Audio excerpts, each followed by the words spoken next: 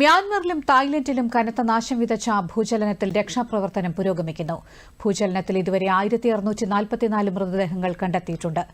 139 പേരെ കാണാതായി. തായ്ലൻഡിലെ ബാങ്കോക്കിൽ J mall ചതുച്ചക്കിന് മുന്നിൽ ഭൂകമ്പത്തെ തുടർന്ന് നിർമ്മാണത്തിലിരുന്ന കെട്ടിടം തകർന്ന ഭാഗത്ത് രക്ഷാപ്രവർത്തനങ്ങൾ പുരോഗമിക്കുന്നു.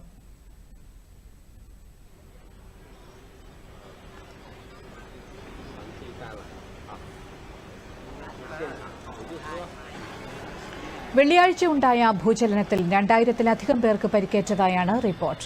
റിക്ടർ സ്കെയിലിൽ 7.7 തീവ്രത രേഖപ്പെടുത്തിയ ഭൂചലനത്തെ തുടർന്ന് മ്യാൻമറിലെ രണ്ടാമത്തെ വലിയ നഗരമായ മാൻഡലെ തകർന്നടിഞ്ഞു.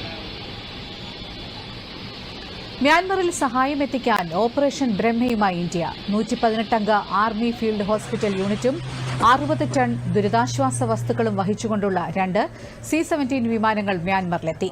വിദേശകാര്യ മന്ത്രാലയ വക്താവ് രൺധീർ ജയ്സ്വാൾ പങ്കുവച്ച സാമൂഹ്യമാധ്യമ പോസ്റ്റിൽ ആർമി ഹോസ്പിറ്റൽ യൂണിറ്റിൽ സ്ത്രീ ശിശു സംരക്ഷണ സേവനങ്ങളും ഉൾപ്പെടുന്നുവെന്ന് വ്യക്തമാക്കി.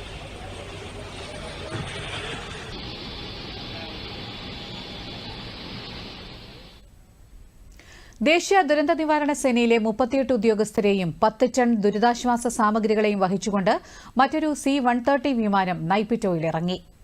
60 പാരാഫീൽഡ് ആംബുലൻസുകൾ ഉൾപ്പെടുന്ന 2 C-17 വിമാനങ്ങൾ ഉടനിറങ്ങുമെന്നും വിദേശകാര്യ മന്ത്രാലയം അറിയിച്ചു.